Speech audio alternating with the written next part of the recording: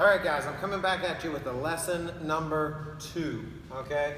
So what we're going to talk about here is a little bit more about the program and the method, and just answer a couple of other questions here.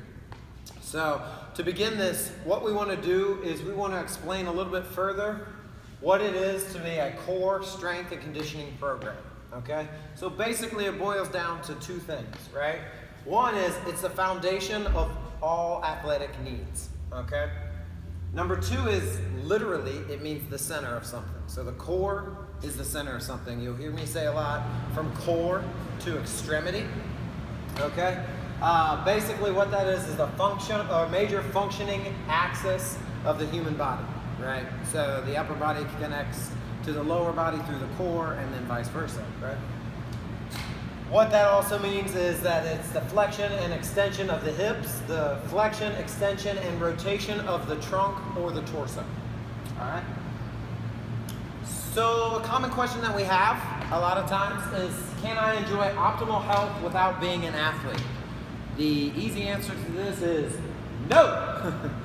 You cannot.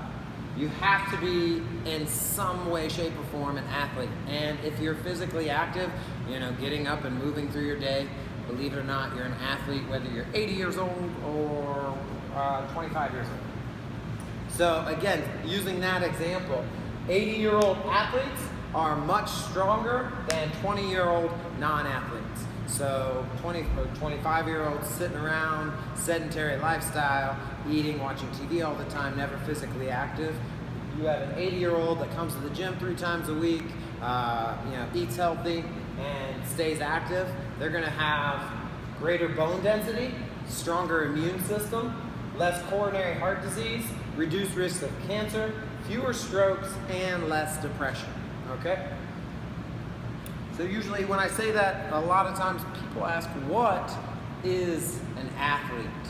So Webster's dictionary kind of defines an athlete as somebody that is trained or skilled in sport or things that involve speed, power, and that's about it.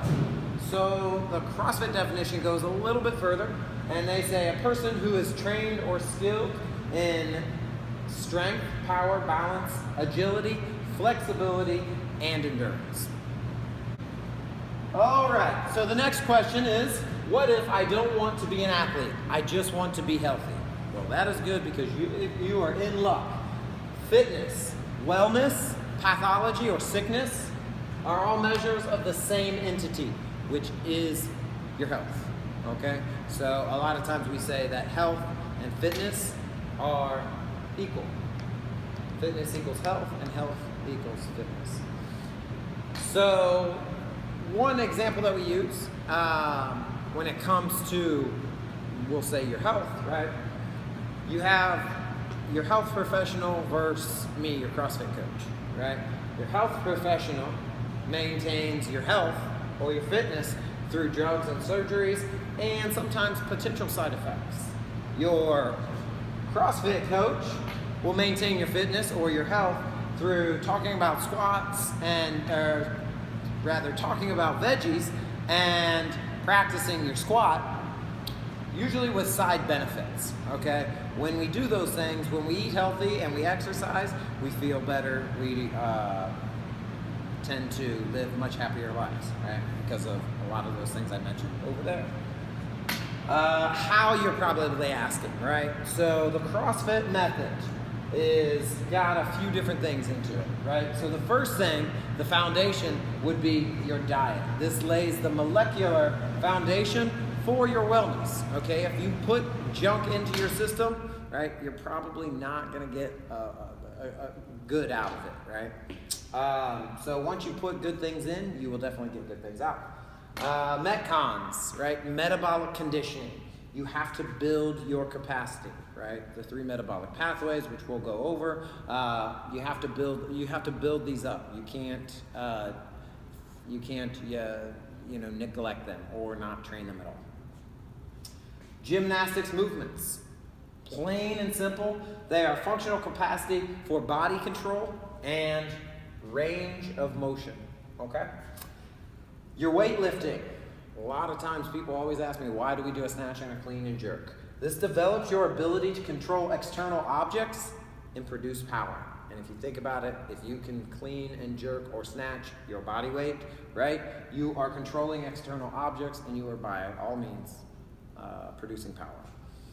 So, and then finally, sport. Why our classes are set up the way that they're set up, right? It's kind of like a team-oriented thing, right? We're not getting together and playing kickball all the time or anything, but it's set up like that, right? The classes are set up in a team manner because sport applies fitness in a competitive environment or atmosphere. A competitive environment or atmosphere. Kind of sounds like our daily workout of the day, right? With more randomized movements. Although everybody thinks that I completely randomize my movements, they are pretty calculated. But for the most part, the novice that comes in and kind of looks at it, they might think that they're a little random. And skill mastery, probably the most important thing here, right? We're mastering objects, dumbbells, barbells, body weight, right? We're mastering these things in a workout every single day. So we're constantly trying to get better. And this all together is what makes the CrossFit method so effective.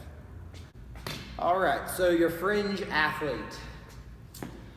What that means, more than anything, I know it sounds like, especially if you read it, it sounds like they're kind of bashing everybody, but that's not really the intent here, okay? A fringe athlete is somebody that is specialized, right? They're training at a very high level, of course, but they're training in one specific specialized movement or movements, sometimes it's more than one. So for some examples, triathletes, cyclists, marathon runners, sumo wrestlers, powerlifters, any specialized athlete, okay?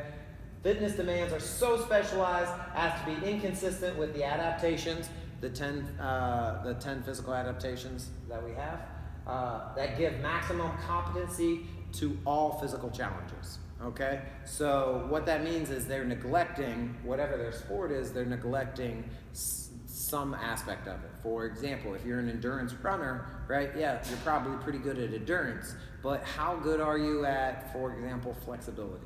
How many runners do you know that can do the splits? Or for that matter, how many runners do you know that can clean and jerk their body weight?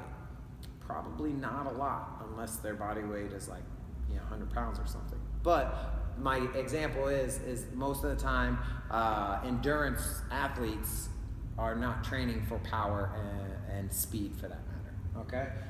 So there's usually some kind of compromise there.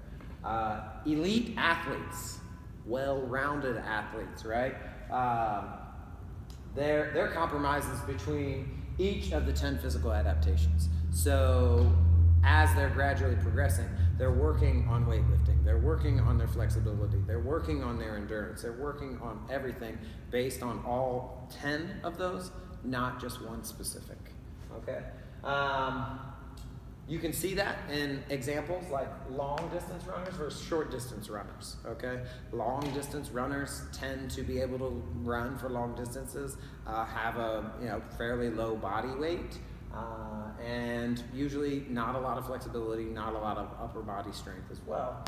Short distance runners tend to look a little bit different. They tend to be more muscular, they tend to have more power and speed and so on. There's a misconception that things like triathletes and marathoners are the fittest people on earth. Based on our explanations, our meaning CrossFit's explanations, the fittest on earth is going to be the person that is the most competent in all of those 10 physical adaptations.